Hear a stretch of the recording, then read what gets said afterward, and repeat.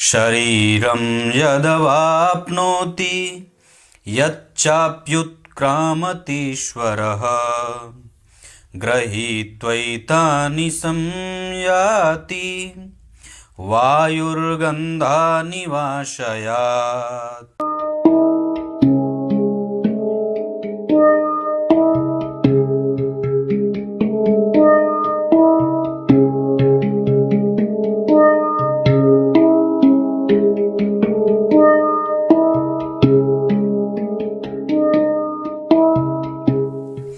प्रिय दर्शकों नमस्कार। एक बार फिर से उपस्थित हूं आप सबके सामने गुरुवार के कार्यक्रम में। जो सूर्य से संबंधित मैंने विभिन्न ग्रहों के संबंध बताए थे वो सूर्य वाली कड़ी समाप्त हो गई। अब बुध को लेकर के कल से उपस्थित होऊंगा। आइए आपको मैं एक ऐसे कंफ्यूजन वाले स्थिति को स्पष्ट करने को लेकर के आया हूं जहां कई बार हमारी कुंडली में मंगल नीच के हो जाए, गुरु नीच के हो जाए, तो फिर फलादेश करने में बड़ा ये एक तंगी हो जाती है कि जातक को क्या कहा जाए, किस क्षेत्र से उसको फायदा मिलता है और कैसा उसको नुकसान होता है, ये बताएंगे। शुरू करते हैं आज का कार्यक्रम। कहीं नहीं जाना है, बिल्कुल बन के रहिएगा। कार्यक्रम के आरंभ में बोले गए गीता जी के श्लोक का अर्थ भी बताने वाला हूं और आप लोग रविवार के लिए अपना सवाल अवश्य लिखा करिए कमेंट में, और नकुल पाराशर शॉर्ट्स के नाम से अवश्य ही जो मैंने नया चैनल बनाया है उसे भी जरूर सब्सक्राइब कर लीजिए। आइए अब आपको विषय पे लेके आता हूँ। ये कुंडली मीन या कर्क लग्न की या मकर लग्न की मान लीजिए अगर कुंडली बन जाए, कोई आवश्यक नहीं है कि ये इन्हीं लग्नों से संबंधित हो। किसी भी लग्न की कुंडली के लिए अगर मंगल आपकी कुंडली में नीच के और गुरु भी नीच के हो रहे हैं तो ये होंगे तो आमने सामने होंगे। अगर 4 नंबर में मंगल बैठे हों और गुरु भी 10 नंबर में बैठे हों, आमने सामने से बैठेंगे तो आमने सामने ही होंगे। तब इसको आपको समझने की आवश्यकता है। कर्क लग्न की अगर कुंडली बनेगी तो मंगल सर्वाधिक योग कारक ग्रह बनेंगे, और अगर मकर लग्न की कुंडली बनेगी तो मंगल वहां पे कमजोर भाव के अधिपति बनेंगे। क्लियर है? इस वजह से यहां पे बहुत ही ज्यादा सावधानी की आवश्यकता होगी। मैं आप लोगों को इसके विस्तृत फल बता देता हूं। कर्क लग्न की कुंडली में अगर मंगल लग्न में बैठेंगे तो व्यक्ति को नौकरी दे देते हैं। वो व्यक्ति सैनिक सेवा में जा सकता है, वो व्यक्ति पुलिस विभाग में बहुत अच्छे पद पे जा सकता है, इंस्पेक्टर बन सकता है। उसके अतिरिक्त वो पढ़ाई पढ़ने के क्षेत्र में भी जाता है, प्रोफेसर बनने की कोशिश करता है। एमएड, बीएड, पीएचडी और डीलिट वगैरह पता नहीं बहुत सारे कोर्स होते हैं, बहुत सारे उसमें उच्च शिक्षा में भी जा सकता है। पर मंगल नीच के होने से उसको लगातार छोटे छोटे चोट चपेट की घटनाएं में उसको हमेशा देखा जाता है। कुछ कभी ये हो जाए कभी, और जीवन में हमेशा ही कुछ न कुछ व्याधियां बनी रहती हैं स्वास्थ्य से संबंधित। कभी उसका मन परेशान रहे, कभी पेट कमजोर रहे, कभी पैरों में चोट लगे, कभी हाथों में चोट लगे, मतलब ये घटना क्रम चलता रहता है। ये भी मंगल के बारे में बोल रहा हूं। अपना मेहनत खूब लगा देता है, खूब मेहनत से काम करता है, पर आलस से भी उसका पीछा नहीं छोड़ती। कई बार वो प्रैक्टिकल बहुत ज्यादा होने की कोशिश करता है पर वो हो नहीं पाता, और कई बार उसको अपने माता और पिता से दूरी भी बनाते हुए या बनते हुए देखा जाता है। उसके जीवन में प्रेम कई बार आरंभ में बहुत जल्दी ही हावी हो और फिर छूट जाए तो लगातार छूट जाए, फिर वो नजदीक नहीं आ पाता। मतलब आप जब प्रेम में जाएंगे या किसी के साथ रिश्तों में जाएंगे तो आरंभ में खूब मतलब एकदम निकट आ जाएंगे, फिर बाद में वो धीरे धीरे बड़ी उसकी जो कसक है वो ढीली होती जाती है। ऐसा उसको आलस्य भी है, उसको प्रमाद भी है, वो लगातार एक साथ कोई भी काम बहुत दिनों तक नहीं कर पाता है। पढ़ाई भी रेगुलर एक जैसा ना रहे, मन भी एक जैसा नहीं रहता है। हाँ, पर जिस काम को वो हाथ में लेता है उस काम में वो दक्ष होता है। वो सरकार से जुड़ करके अगर कोई काम करेगा तो खूब सरकार का पैसा कमाता है, सरकार से साधन जुटाता है और खूब सारा धन इकट्ठा भी करता है, खुद स्वयं धनवान भी होता है, लोगों की मदद करता है। अब ये गुरु के ऊपर में आ गया, लोगों की मदद करता है, निराश नहीं होता। हालांकि मन कभी कभी क्षुब्ध होता रहेगा। वो कर्क लग्न की कुंडली में या मंगल जब नीच के बैठेंगे तो ये बात होगी, निराशाजनक स्थितियों में जाता है।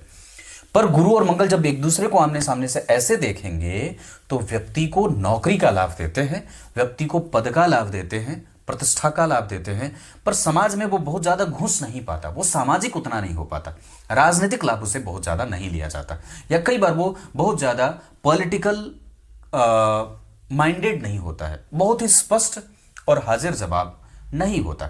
वो कुछ फंसा फंसा सा, कुछ बुझा बुझा सा रहता है और बड़े ही स्पष्ट दिलों का होता है, स्पष्ट हृदय का होता है। उसके दिमाग में बहुत सारी बातें नहीं चलती। हाँ, लग्न में मंगल और नीच के गुरु झूठ बोलने वाला अवश्य बना देते हैं। वो व्यक्ति झूठ बोलता रहता है और कई बार अपने आप को बहुत बड़ा भी समझ लेता है। इस वजह से भी कई बार उसके संबंध समाज के प्रत्येक वर्ग के लोगों से नहीं हो पाते हैं। ऐसा मतलब यह है कि नौकरी का पक्ष ठीक रहता है, प्रोफेशनलिज्म उसमें होता है, वो प्रोफेशनल होता है, पर कई बार वो बहुत ज्यादा मिलनसार नहीं होता। पेट की कमजोरी हमेशा बनी रहती है, कई बार उदर निकल जाता है और शरीर जो होता है वो थोड़ा भलभला होता है, भारी होता है।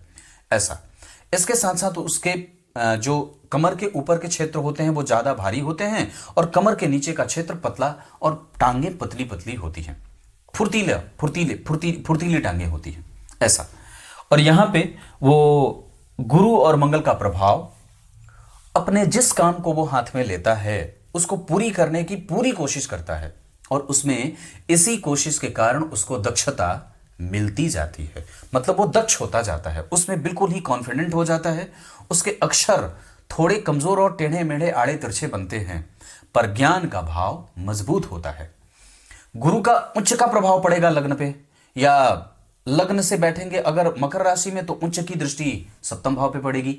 इस वजह से उसका पति उसको प्यार करने वाला खूब होता है और उसका दाम्पत्य भी सुखद ही होता है।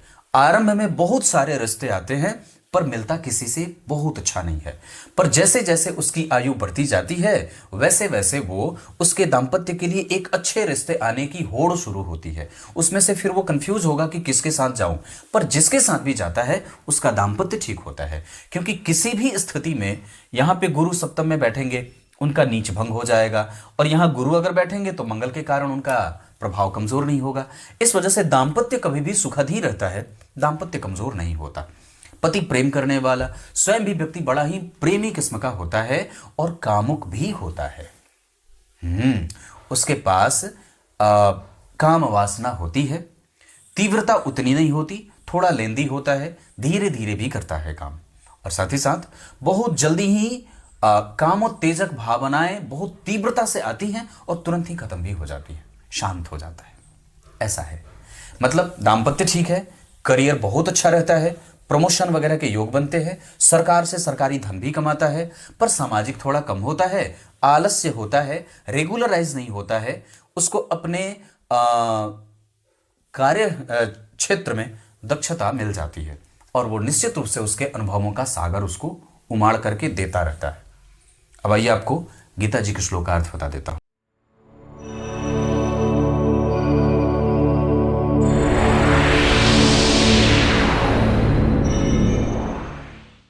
गीता जी के 15वें अध्याय के 8वें श्लोक में भगवान ने जीवात्मा जो हमारे शरीर का मालिक है उसके मूवमेंट को बताया है। कैसे? वायु दुर्गंध से भरी स्थिति को उड़ा करके किसी दूसरे जगह लेके चली जाती है, या सुगंध वाली चीज को एक जगह से उठा करके दूसरी जगह लेके चली जाती है, वो ये काम वायु का होता है। ठीक उसी तरीके से हमारे इस शरीर का जो मालिक है, हमारे इस शरीर का जो मालिक है वो जब इस शरीर को छोड़ता है, जब इस शरीर को छोड़ता है तो मन और इंद्रियों के सहित इसमें से मुक्त करता है खुद को और फिर वापस किसी शरीर में जाता है और उस शरीर में मन और इंद्रियों के साथ उसमें प्रवेश करता है। क्लियर है?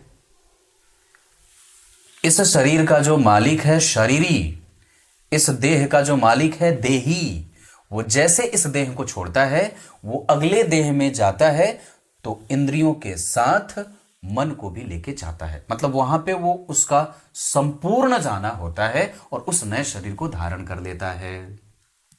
कुछ इसी तरीके से आज के कार्यक्रम का समापन करते हैं। ये रहे मंगल नीच के और ये रहे गुरु नीच के।